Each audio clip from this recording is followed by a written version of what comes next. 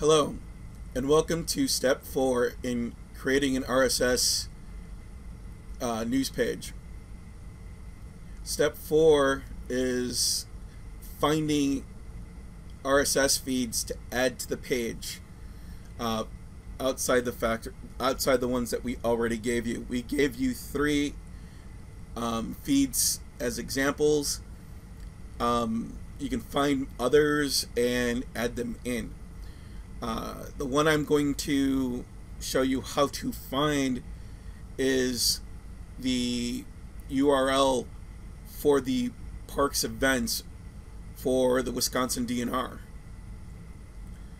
The fastest and easiest way of finding not domains, but RSS feeds is going to a domain that you want to look at, going to a site that has information that you want to share, then putting /RSS or /feed behind it and seeing if it gives you any information back.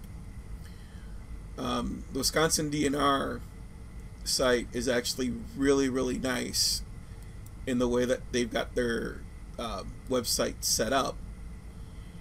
If you go to a website and you see little orange and white symbol, it means that they have RSS feeds that are available for you to use. The Wisconsin DNR has quite a few different links that you can actually use. The one that I'm looking for is the park events calendar. So if I click on that, this is all the stuff that's in the park events calendar. I can just highlight the link, copy that link, and then use it in my website. Other ways of finding RSS feeds is there are podcast and RSS readers that you can add to your browser that will help you. There's libraries of RSS feeds also that can help you.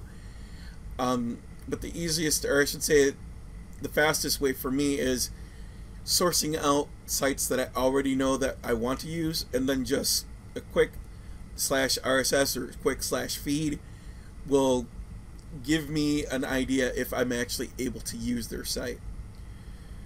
That's the end of step 4.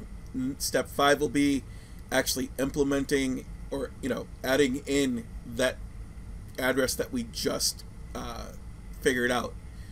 So tune into step 5, which will be the last one, and we'll have a new section or a new insertion of information on the website that we're not actually creating the content for. Someone else is creating the content for us.